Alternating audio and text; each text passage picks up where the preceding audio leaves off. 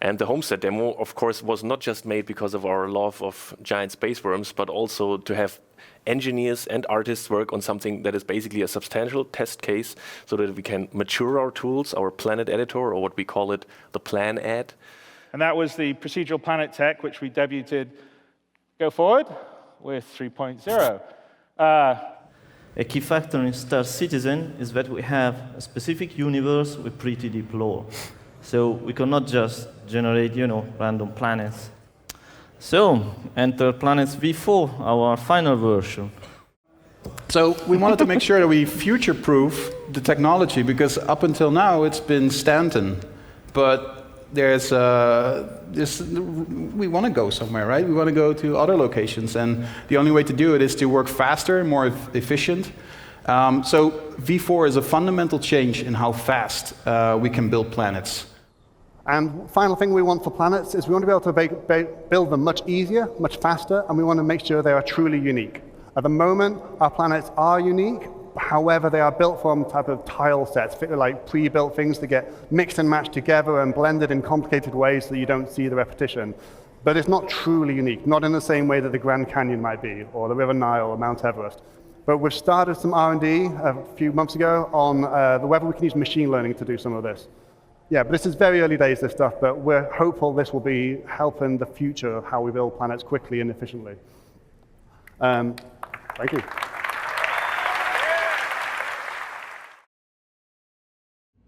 We're working on hair internally. We've got what we think is a gold standard hair.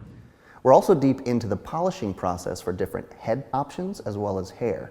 And they're going through some thorough rounds of feedback to put them in your hands at the highest quality as soon as possible. So on the graphics side of things, we've got new hair coming along. But those changes will be persistent. So when you make those changes every time you log into Star Citizen, you'll look the way you want. But we'll iron out those details before we release 3.1. Will long hair and long beards be implemented as part of the character, and will they be affected by wind and gravity? Yeah, yes, actually. We started research a couple of months ago to try and find ways to improve the hair. So the research we're looking at is to try and model the hairs individually as individual splines. Here's the same Mark Hamill again with the newer hair. This is still research in progress, but you can see the way the light reflects on individual hairs is much nicer, much softer. Here we kind of hidden this asset a tiny bit just because it's a bit of a squadron asset. We don't want to give too much away. But we have to do the ponytails. And again, this is in slow motion, so keep in mind. So since this is all very work in progress with our hair pipeline, and we're trying to finalize that now, if it's not completed for 3.5, we're not going to let that stop us for the release of Pacheco in 3.5. Tech-wise, we're pretty much done. So the tech's all there. The short answer, we're in a very good spot with our hair tech. How many of you are actually excited that we're getting new hair into the verse? It's our glimpse into the future of what type of diversity we want to achieve.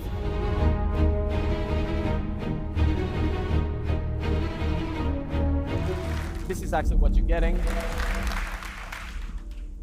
Into the view.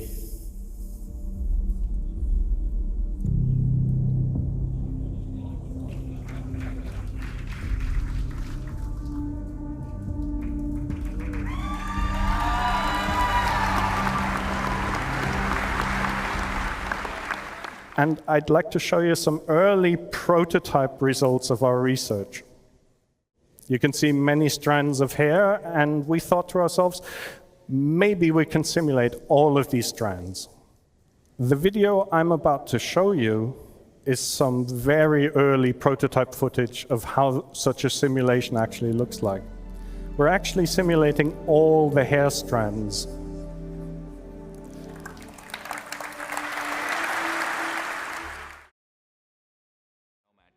We're trying to push our tech for our game. It has a lot of cloth, a lot of frayed cloth edges. Keep pausing. The new stuff is on the left, and you can see all these wrinkles going on. So Hurston security. Yeah. So.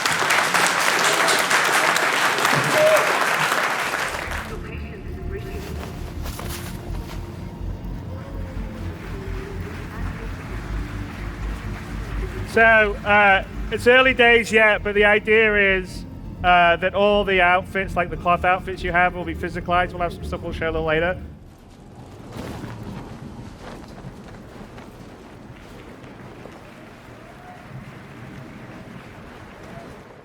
And again, that's an example of all the physics stuff coming together, the cloth interacting, the wind's blowing it. You code a lot at night.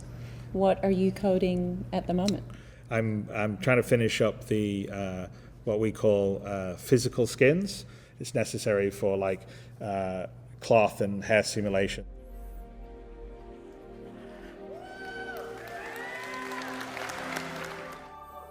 So he's walking into the wind here. And in the end, as I mentioned, it just looks a whole lot better. Je crois quasiment toutes. Hein? Oh! Oh my god! Non! My god! Ouais, bon. Je vais pouvoir faire mon fameux parachute maison! Waouh, ça s'envole avec le vent, regarde! Oh. Alors ça par contre. Waouh! Alors ça, bon, c'est totalement buggé. Hein. Oh non! Mais In the current game, the fire doesn't damage you, but longer term, the fire will damage you. It'll be part of the player status system. So suddenly you can kind of feel that it's an actual piece that's doing something. And we are not putting fire everywhere because it doesn't make really sense. You can only putting that on top of machinery that could actually emit fire because something's burning. Fire expulsion.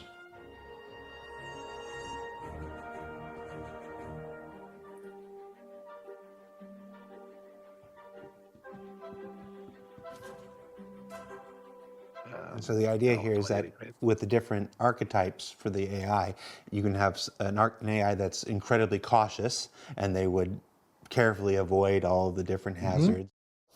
And because we're using a proper simulation, like Mike mentioned, when you vent a room, not only are you removing the oxygen and putting the fire out, but if the temperature remains the same, if oxygen is reintroduced, the fire will reignite and it will continue burning, just like it would in real life.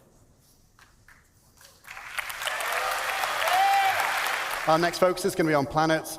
Obviously, they represent a slightly different challenge, the vastness of them. We have to transfer this over the network and simulate it slightly differently. And we also have to render it at scale. But the way we've done it, the core tech we've used, we should be able to scale this up quite easily. So that's going to be our next focus.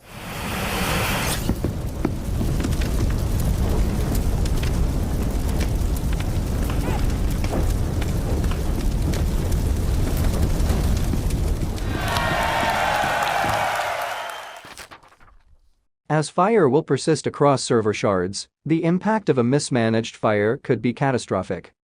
How it evolves will be interesting to see. And then I was like, let's have a big worm too. And everyone's like, haha, very funny, Chris. I said, no, not joking.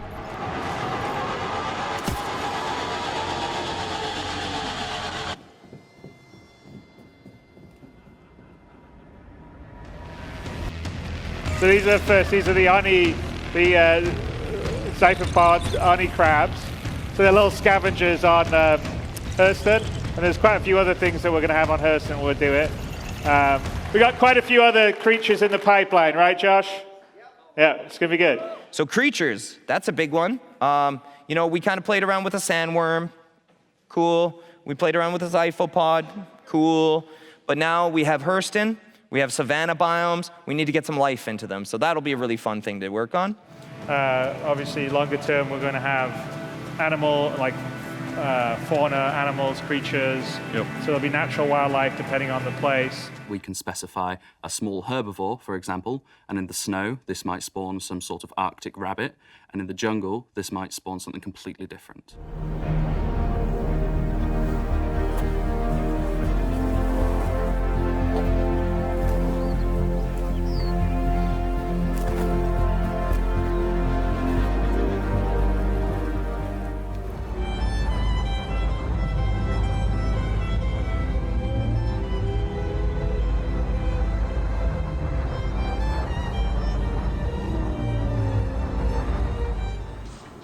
Look at him.